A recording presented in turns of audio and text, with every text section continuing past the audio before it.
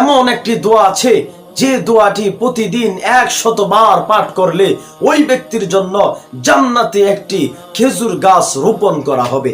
সুবহানাল্লাহি ওয়া বিহামদি। আমরা কত সময় কত দিকে নষ্ট করি, খেল তামাশায়, চা দোকানে, দোকানপাটে, রাস্তাঘাটে, খেলাধুলে কত সময় আমরা নষ্ট করছি, কত সময় বেহুদা নষ্ট করছি।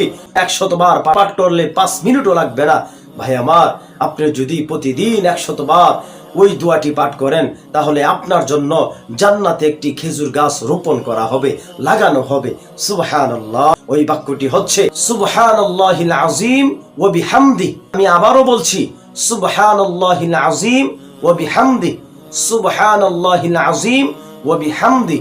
এই বাক্যটি, এই দোয়াটি কেউ যদি প্রতিদিন 100 বার পাঠ করে, আল্লাহ তাআলা ওই ব্যক্তির জন্য জান্নাতে একটি খেজুর গাছ রোপণ করে দেয়। সুবহানাল্লাহি ওয়া বিহামদি।